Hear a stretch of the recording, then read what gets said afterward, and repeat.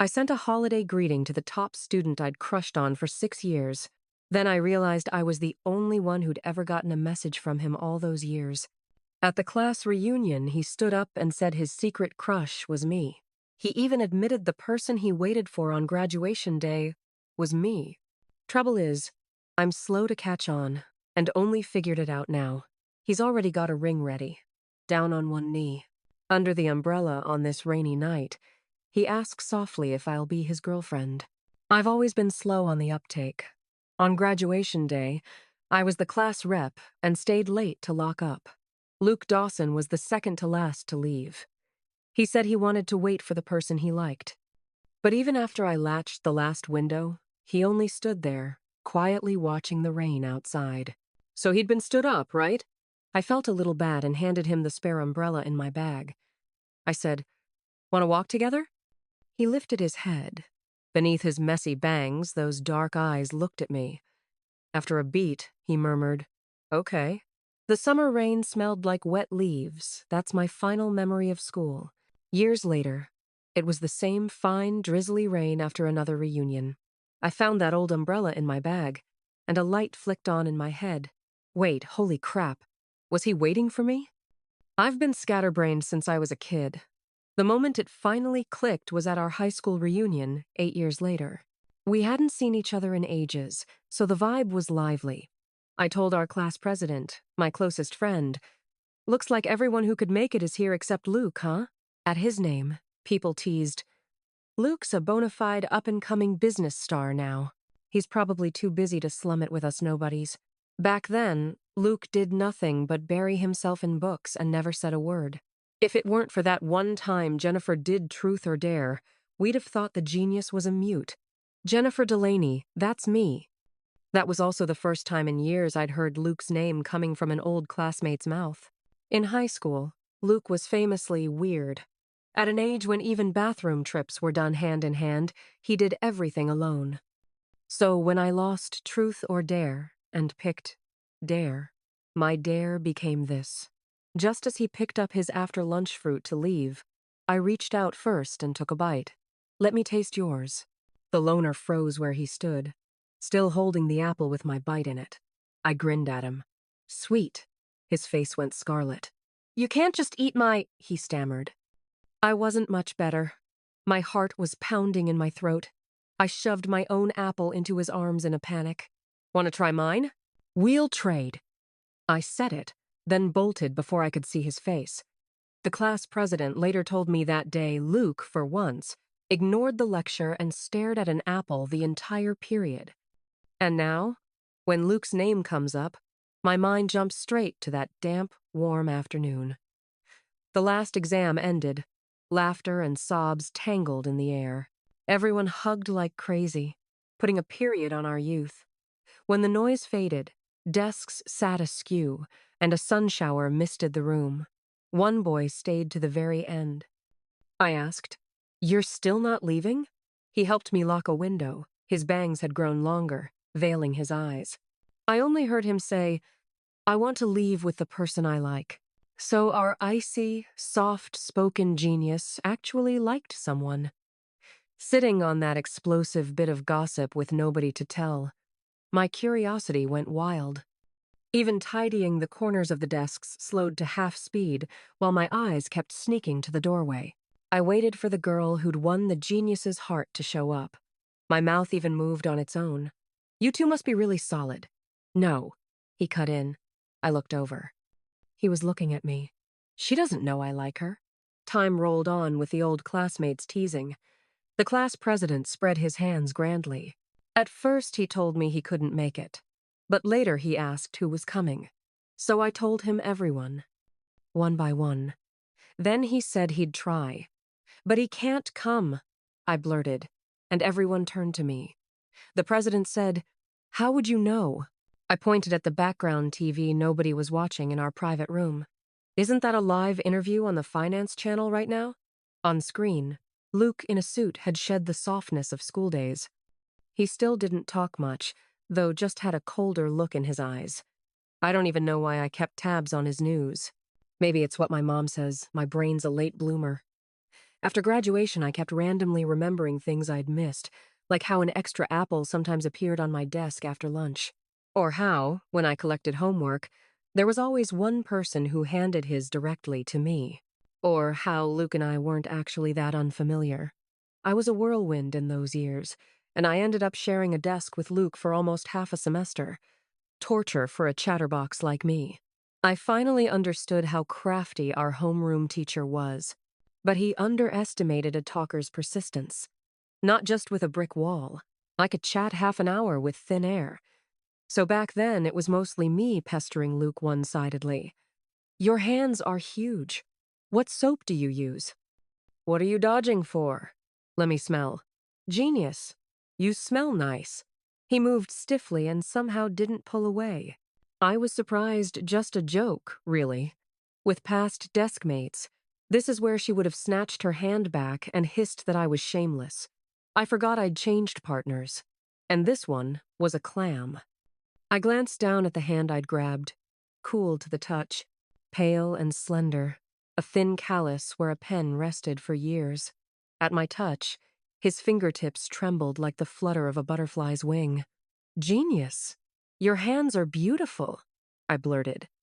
The next second, he recoiled like he'd been shocked, turning his face away the moment I looked up. His voice was all teenage edges. Don't. Because of that one word, I spent a long time thinking he probably didn't like me. My fault I'd crossed a line first. Up front, our homeroom teacher kept lecturing me.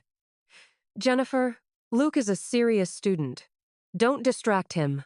For all my mouthiness, I actually listened pretty well. Otherwise, the teacher wouldn't cut me so much slack. So I shot back. Okay. The pen of the boy hunched over his notebook suddenly paused. In the scramble, I think he flicked a glance at me. Too bad the bell rang and my attention flew. I missed it. I've never lacked for friends. Between classes and after school, I was always in a pack. To be thoughtful and not bug Luke, I'd pop up the second the bell rang, leaving my seat before the loud crowd came for me. For some reason, that always seemed to put him in a mood, which only made me more sure Luke probably didn't like me. I tried to soothe him anyway. We'll switch seats next term. I won't pick you, I promise. Jennifer. The boy beside me said my name with sudden gravity. What's wrong? I asked, confused. It was only after becoming his desk mate that I learned Luke didn't talk much because of an emotional disorder his autism made him stay silent unless he absolutely had to speak. Our homeroom teacher, afraid we wouldn't get along, secretly told me the truth and gave a bit of advice. You're outgoing, and he's withdrawn. Maybe you'll balance each other out? He miscalculated. Sitting together didn't change a thing. The quiet one stayed quiet. The talkative one stayed talkative. Just not to each other. Rarely. That day, Luke actually spoke more than usual. Seeing my puzzled face, he forced out the words, halting but steady. No, I don't. Jennifer, over here. Our class president called from across the room. I stood up at once. Coming. My loud voice completely drowned out his hard one. Don't like. Thinking back now, could geniuses actually blush? Luke and I were desk partners for half a year, and his ears were red for half of it. Time really flies. The genius turned into a big-shot CEO looks nothing like before. A bunch of us who hadn't met for years stared at the screen, showing the suave businessman speaking smoothly. Someone sighed. Unbelievable. Never thought he could talk this much. Unfortunately, the live broadcast wrapped up soon. In the final minute, the host tried to end on a light note. So, Mr. Luke, you've always been single. People joke that if it weren't for Miss Jessica always by your side, we'd think you're allergic to women. No. The host was cut off. Luke's tone was calm and firm. There's someone I like. The host perked up, sensing gossip. Are you two dating? She doesn't know. A secret crush? Mr. Luke? Even you fall for someone in secret? Luke didn't deny it. They say secret love comes from fear and insecurity. Do you ever feel that way in front of the person you like? The host was curious, after all. Luke was now confident, successful, admired. But Luke said quietly, "Every moment I'm with her, I feel small and afraid." The class president once said that people like Luke, emotionally tangled and inward, tend to trap themselves under their own storm clouds. A man like him, if someone ever crashes into his world uninvited, would be hopelessly drawn in, unable to forget for life. On the broadcast, the host joked, "So when will you confess, Mr. Luke? Maybe we can help you plan it." Unexpectedly, Luke turned toward the camera. My heart skipped.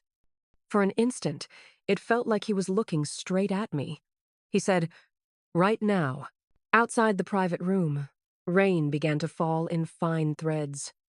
The live show's twist had everyone chatting happily about the past. When it was time to part, the scene felt eerily like 6 years ago, laughing and crying, hugging tight, then pulling apart to leave. And again, Luke didn't show up. "Weren't you two desk mates? You should still be in touch, right?" the class president asked. "Kind of," I said. Luke was always rigid about things. He sends a group holiday greeting at midnight every year. Does that count? I joked. At first, I used to politely reply to each one. But later, with more friends and busier work after college, those mass messages quickly got buried. Yet he always sent them at the same time, so sometimes his would still land right at the top of my inbox. Maybe that's why I never quite forgot Luke. He somehow managed to pop up just when I was about to let him fade. I'd reply politely, "Thanks. Happy holidays to you too. How've you been?" His answer came instantly, "Not bad." Then another, "And you?" I joked back. Anyone replying to this at midnight after overtime must be moved to tears of happiness. "Sorry. Did I say something wrong?" he asked. I didn't understand his caution and brushed it off. "Nah, just kidding. Still bad at jokes after all these years. Huh, genius?" The little typing bubble flickered again and again. But I didn't see it. My subway had just reached the station, and after a long day, all I could think about was my bed. When I woke up, his reply was already waiting. "Sorry. Just that quiet, dry, simple." Like that last holiday greeting when he suddenly asked, "Jennifer, do you still remember graduation day?" It rained hard that day. I texted back, "Yeah, I remember. You said you wanted to wait for the girl you liked. I didn't want you to get drenched. I walked you home." "Did you ever find her?" I asked. He never replied. I still don't know why he brought that up out of nowhere. Was there something special about that rain? I rummaged through my bag for my umbrella, while the class president, hurrying out to meet her boyfriend, said, "Mass message? What mass message? None of us got one." My hand froze. A fuzzy memory suddenly snapped into focus. "You're not leaving?" "I want to wait for the girl I like. You two must be close." "No, she doesn't know I like her." In the end, the only one he waited for was the poor class rep locking up the classroom. "Class rep, wanna walk together?" "Fine." Black bangs hid the boy's eyes. "Okay," he said. Raindrops drummed on the umbrella. They walked the length of their high school hallway, past the ivy-covered walls, until the road split. The rain stopped. At parting, she waved. "Bye." He stood there as she left. Suddenly, he called out, "Jennifer!" She turned. "Huh?" A truck rumbled by, the smell of motor oil mixing with wet concrete, the engine drowning out everything. I only caught a glimpse of the boy's jacket corner. Boom. Thunder snapped me back to reality. I froze for 2 seconds. My delayed reaction finally caught up. Holy crap, was he waiting for me? Rain pattered wildly, the night wind whipping it toward me under the eaves. Instinctively, I reached for the old umbrella in my bag, but no raindrop hit me. A shadow stretched above, a steady umbrella shielding my head. The sound of rain was crisp and near. A tall figure stood before me, blocking the chill wind. I looked up. The man who'd been on the live broadcast moments ago was standing right in front of me. The night breeze carried the scent of rain down his damp hair. He looked at me, too, and said, "Jennifer, long time no see." Memory and reality blurred together. After 6 years, I was finally face to face with Luke again. The air was cold, but quieter than anything. Even the traffic noise seemed distant.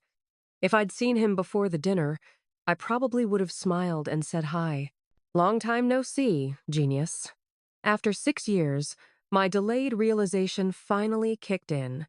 Suddenly, I couldn't help feeling a little vain maybe the genius actually liked me. Secretly, even. That thought froze me in place. I just gaped at him and blurted, "You're late." Everyone else had already left. He seemed to misunderstand, his expression shifting slightly before he apologized. "Sorry, I thought I could wrap up my personal matters sooner." I waved it off. "It's just a reunion, no big deal. Taking care of your stuff first is more important. Besides, it's good you didn't come earlier. Everyone was waiting for you and wanted to make you pay for dinner." Mentioning them made me smile unconsciously. Back in high school, we were a tight bunch. When it came to Luke, the teasing was all good-natured. Nobody was that stingy over one meal. The class president brought a bottle of red wine from England. Remember the PE rep? He's a fitness coach now. And the loudest chatterbox in class turned into a fishing nut. He brags all day but never catches a thing. The one time he did hook a big one, he brought it to show off at the reunion, and we bullied him into sending it straight to the kitchen for stew. My chatterbox nature hadn't changed one bit.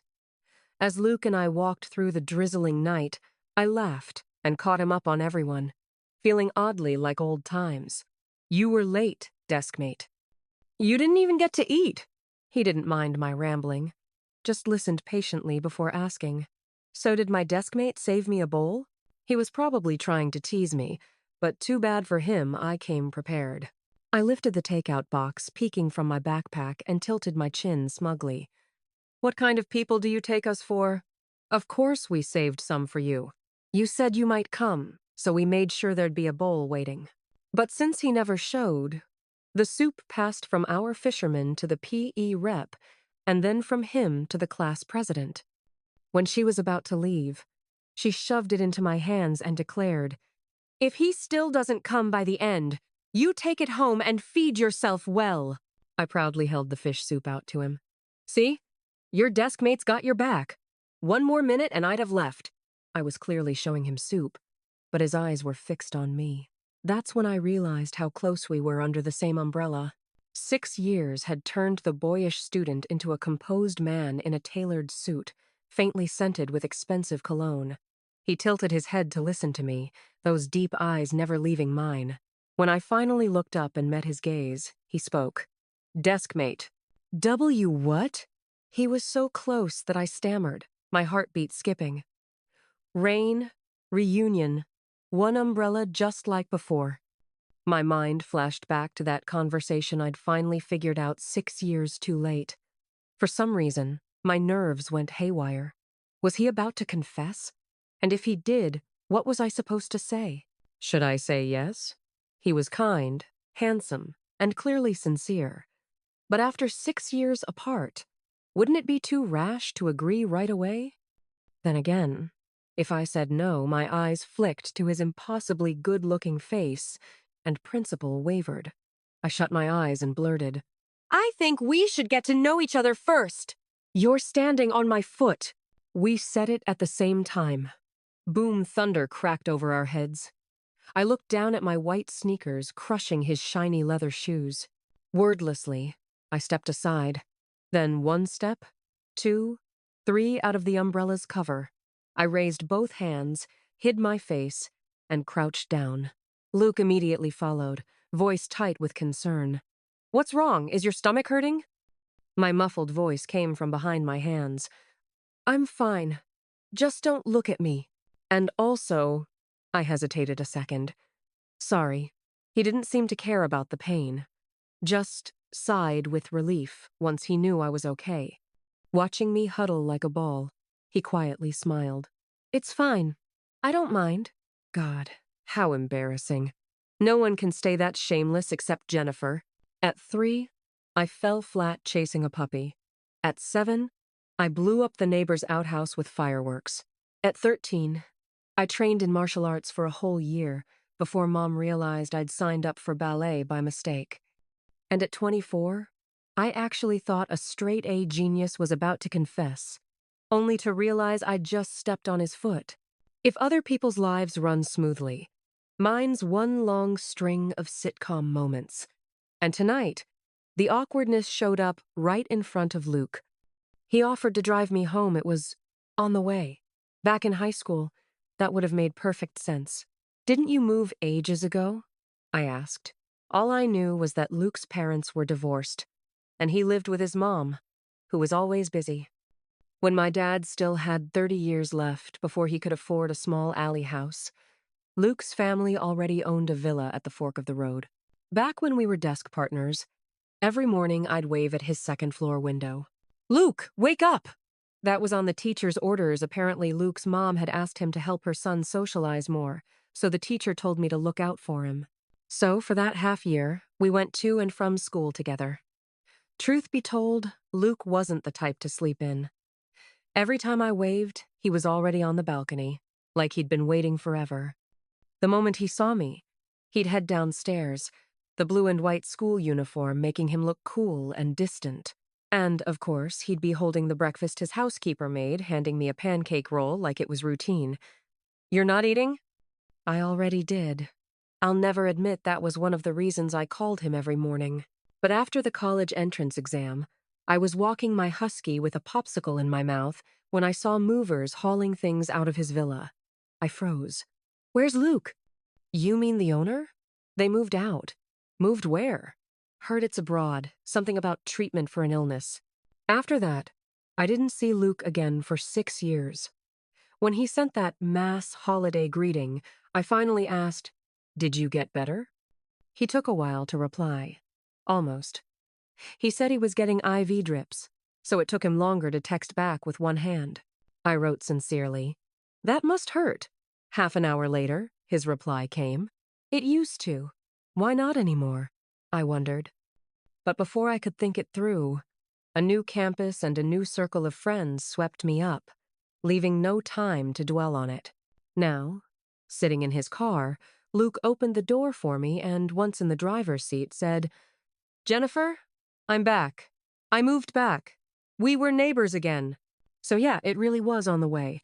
The AC was on, and the radio was playing the latest pop hit. "The Day the Flowers Fell." That classroom where I can't see anymore.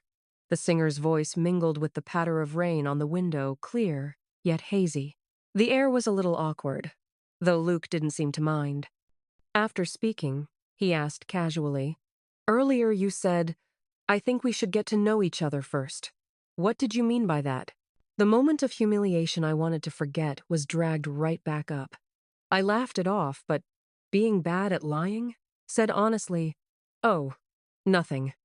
It's just you suddenly got so close.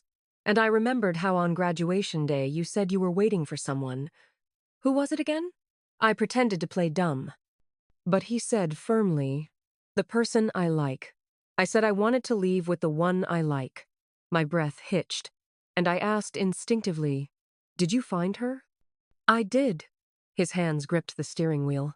As we neared my neighborhood, he gazed at the passing streets and said quietly, "I stayed with her till the end.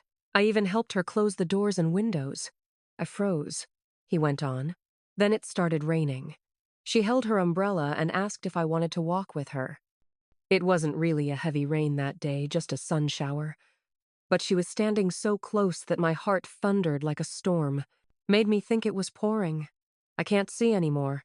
That rainy day that disappeared. I wish I could get soaked again." The lyrics blended with his low voice. We walked the halls of our high school together, past the ivy climbing the walls, until we reached the crossroads. The rain stopped. She was slow to catch on. Even at the end, she never realized I was talking about her. I wasn't satisfied, so when she turned to leave, I called out her name. But, on the opposite lane, a truck roared by, motor oil and wet concrete mixing in the air, the engine drowning everything out. Past and present overlapped. The voice of the boy and the man merged. I missed that chance. My condition made me too afraid to face her again. I finally decided to go abroad for treatment. 6 years have passed. We seem to have missed each other, but on the radio, the singer crooned softly, I wish I could get soaked again. I didn't expect I'd still have that lost courage. I wish I could ask again. The car stopped. The rain had stopped too. The man in the driver's seat turned toward me. I stared, wide-eyed, fingers clenched around my seatbelt, meeting his gaze. Jennifer, I like you. I've loved you in secret for 2 years, openly for 6. Will you be my girlfriend? Luke couldn't even remember when he'd first started noticing that fiery, unstoppable girl. Maybe it was after his parents' hysterical fights finally ended in divorce and both threw themselves into work, leaving him behind. He'd stood blankly on the second-floor balcony and seen across the street a girl with a popsicle in her mouth, tugging a big dog and laughing, Stupid! Don't run into other people's gardens. Maybe it was when he transferred to a new class, and the teacher asked everyone to welcome the new student. Amid sparse claps, the girl in the middle row looked up at him with bright, smiling eyes, clapping the loudest. Or maybe it was on the 128th day of secretly watching her. He'd been holding an apple from lunch when the girl suddenly leaned in and took a bite. She grinned. Sweet. Then swapped hers with his. It was just a dare. But when he looked down at the apple, still warm from her touch, brand new, yet carrying her warmth, his heart pounded. A broken home had left him with an emotional disorder that made even speaking hard. He got used to sealing himself off, closing every door tight, telling himself it was fine. His parents' divorce didn't matter. Being alone didn't matter. One person could still live well. He'd even decided he'd stay that way for life. Until one day, someone barged into that locked room and flung open the door. Sunlight poured over him. That person reached out her hand with a bright smile. Morning, genius. Looks like we're desk mates now. And he was gone completely. Hopelessly gone. That crush stayed silent for 2 years. On graduation day, after the farewell party, he finally worked up the courage to speak. She, the class rep, had stayed to lock up. He helped her close the windows and she asked, Why aren't you leaving yet? I'm waiting for the person I like. A boy who struggled to talk and a girl who was obliviously loud each misunderstood the other completely. So when they walked the halls of their school, past the ivy on the building, and reached the crossroads, he suddenly realized she hadn't understood at all that he meant her. So as she turned to go, he couldn't help calling out, Jennifer! She looked back. Huh? The roar of a truck filled the air, the smell of gasoline and wet cement staining his youth. He thought there'd still be time they were both top students, bound for universities of similar rank. But that night, his long-absent mother returned and asked, Luke, you really don't want to come with me? There are the best doctors and the best care. They'll fix you. He hesitated. She sensed his wavering and pressed on. You can't stay silent forever.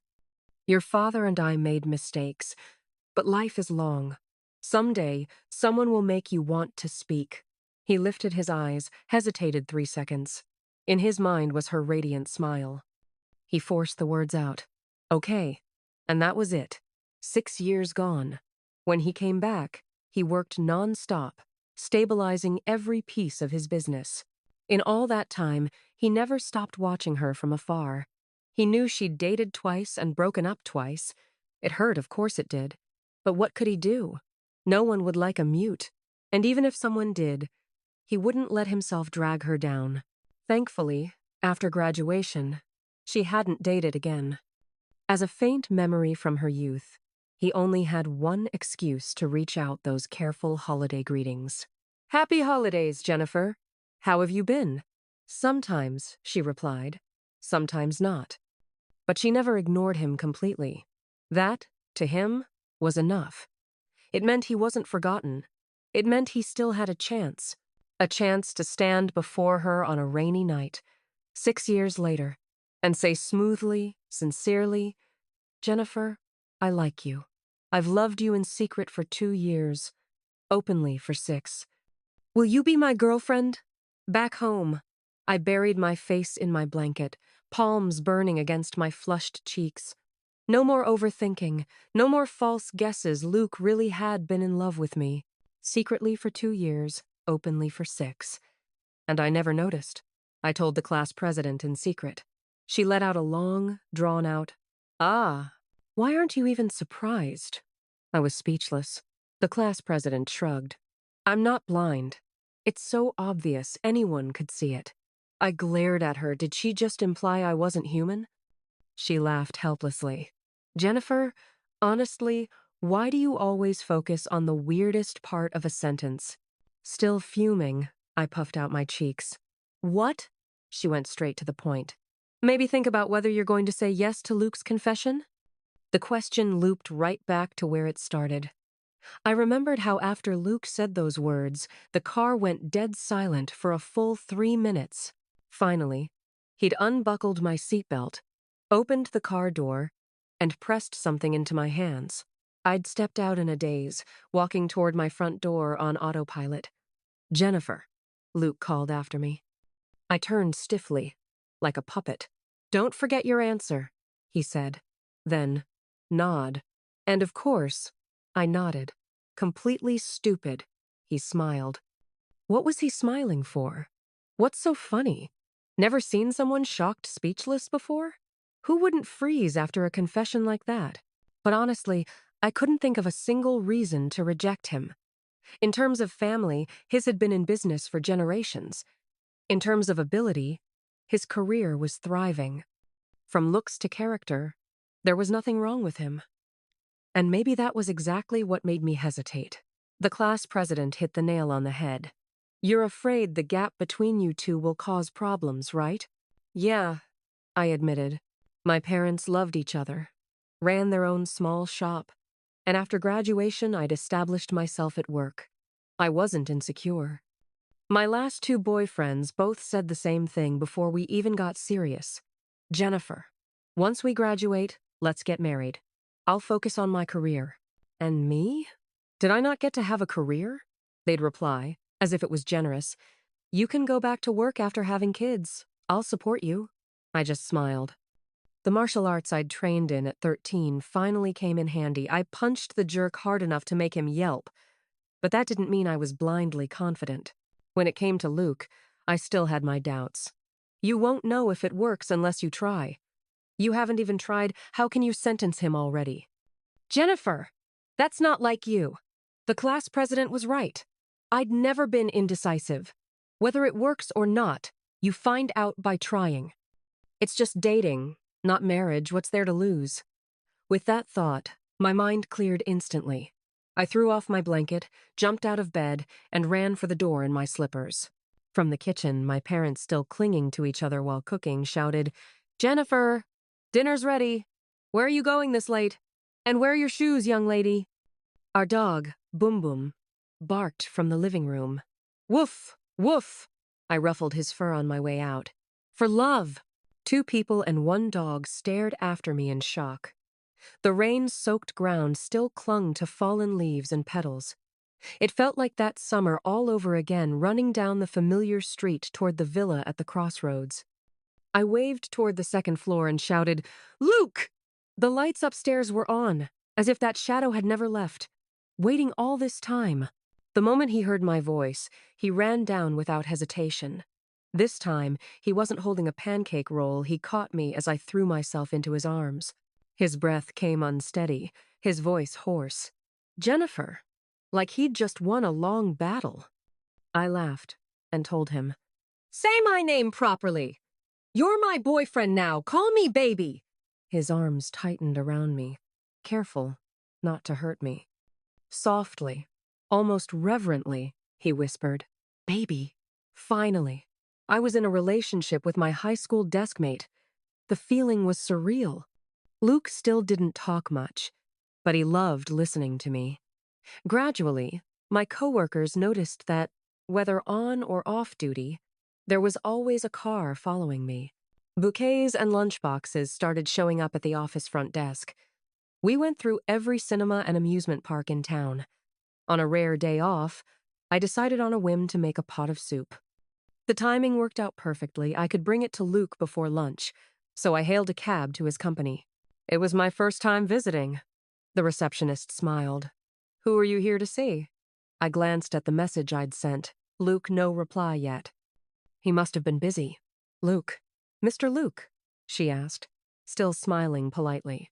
Do you have an appointment, miss? Of course not. I shook my head. I'm waiting for him to come get me. That was standard procedure. They courteously led me to the lounge. Mr. Luke is in an important meeting. No one can disturb him right now, please understand. Just then, the sharp click of heels echoed nearby. I turned to see a woman in a white suit stride in, cool and poised, every step exuding authority. The receptionist's smile brightened. Miss Jessica, are you here to see Mr. Luke? She gave a brief nod and headed straight upstairs. I pointed after her. She's? The receptionist kept her professional smile. Miss Jessica is different. Jessica Miller, Luke's mother's appointed assistant, sent to help him stabilize the domestic branch. Definitely different. I muttered an, oh, glancing at the lunchbox in my hand. When Luke came downstairs to escort his client out, Jessica followed. Mr. Luke, I have something to discuss with you, she said. He nodded. Is it about the Nanjing project? No, something personal. I made a reservation for lunch. We can talk over a meal. No. Luke's reply was instant, catching Jessica off guard. Why not? She asked quickly. Work is work, he said. If it's personal, we can talk in the office. Having lunch alone is too private. I have a girlfriend. Even if she'd never find out, it's still not right. Jessica froze at the words girlfriend. Before she could respond, Luke's gaze landed on a familiar lunchbox nearby. He looked around but didn't see the person he was hoping for. His voice tightened as he asked the receptionist, The girl who brought this, where is she? The receptionist glanced toward the lounge, puzzled. She was just here, left the box and went off somewhere. Just now? Luke caught the detail. Yeah, the receptionist said. Miss Jessica saw her too. She said Mr. Luke would come down to meet her. That's when Luke fumbled for his phone. Black screen. Dead battery. His face went blank for a split second. Mr. Luke? Jessica hadn't seen that expression in years, not since before his recovery. The faint tremor in his clenched hand betrayed the emotional overload that still lingered beneath his calm. Panic flickered across his eyes for the first time. Ignoring the startled calls behind him, he bolted outside. Just 500 meters away was a small park in the city center. When he reached it, he saw me sitting quietly by the flower bed, watching goldfish gliding through the pond in clusters. Maybe he'd run too fast, his breathing was ragged. Hearing movement, I turned around, a little embarrassed. It felt stuffy in there, so I came out for some air. Luke said nothing, just stepped forward and pulled me into a tight embrace, murmuring, I'm sorry. I'm sorry. I didn't realize my phone was dead. I thought, since it's the weekend, you'd stay home and rest like usual, I replied. But I got a whim to make you some soup. He still wasn't good with words, only kept repeating, I'm sorry. That's when I noticed something was off. I quickly pulled back and froze. Luke was crying. He gripped my hand tightly, like a scolded puppy, muttering, I was wrong. Don't be mad. Don't break up. Don't leave me. But Bum Bum's the dog here. Great. Now, I wasn't mad, but I had to comfort him. After I reassured him over and over that I'd only stepped out for air, not out of anger or to break up, he finally relaxed a little. Still, he said uneasily, Jessica and I are just co-workers. There's nothing between us. I waved a hand. If there really was something, I'd have dumped you already, and maybe punched you too. What I didn't tell Luke was that when Jessica appeared, I did waver a bit, wondering if we were really right for each other. Not because of Jessica, but because of the difference in our status and wealth. But just earlier, while I was sitting by the flower bed counting goldfish one by one, I suddenly remembered the high school sports day when I'd hurt my ankle. Luke, who rarely interacted with anyone, had been the first to rush over and carry me straight to the infirmary. His shoulders were broad, yet bony, which only made the ride more painful. When we arrived, My dramatic streak flared up. I clutched my chest and groaned. Deskmate! You're trying to kill me! And then Luke cried. Silent tears, panic written all over his face, just like now, mumbling apologies, as if he'd broken the most precious thing he owned. I was so frightened I never dared joke like that again. The nurse had to reassure him repeatedly that it was only my leg that was hurt. That was our little secret. Who would have guessed that the cold, distant genius was actually a crybaby? The thought made me smile. But I didn't want to see him cry again, so I decided to give him a chance to prove that we could actually make this work. Before I could even tell him that, he'd already dragged me back to his company. In front of dozens of stunned employees, he raised our clasped hands and said calmly, "Let me introduce someone. This is my girlfriend." "I'm the one who chased her." The room went silent for 3 seconds, then erupted into chaos. "So that secret crush you mentioned in the interview was real. That's the soup the boss's girlfriend made, huh? Lucky guy. How can someone be rich, good-looking, and still have a perfect girlfriend? Madam Boss, look at me. I'm not bad either.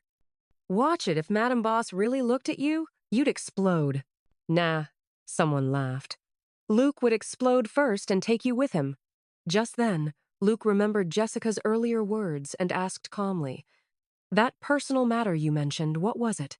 Jessica smiled faintly. "I'm moving abroad, settling down. The chairman's offering me a director position at one of the overseas branches. That's actually why I agreed to help out here temporarily." Luke, ever composed, took my hand and congratulated her like any business partner would. "My girlfriend and I both wish you well. Open and honest." The gesture shattered all the lingering rumors about them. Years later, when Jessica and I became friends, she'd laugh about it. Please. Everyone in the company knew Luke had someone he liked. I'd have to be out of my mind to fall for him. "I'm rich and hot, why would I settle?" she'd joke. In his good mood, Luke gave everyone a half-day off. The office erupted in cheers. He secretly grabbed my hand, and we slipped away first. We rode bicycles back to our old high school. Our homeroom teacher's hair had gone a little grayer. When he saw us holding hands, he laughed heartily. "When you two get married, I expect wedding candy." The bell rang, and the school broadcast played that old pop song, "The Day I Skipped Class for You, the Day the Flowers Fell." On that windy day, I tried to hold your hand, but the rain kept falling till I couldn't see you. How much longer till I'm by your side? Maybe when the sky clears, I'll be fine again. Once upon a time, someone loved you for so long, we walked hand in hand, against the tide of bright, youthful students. I looked up. The sky was clear,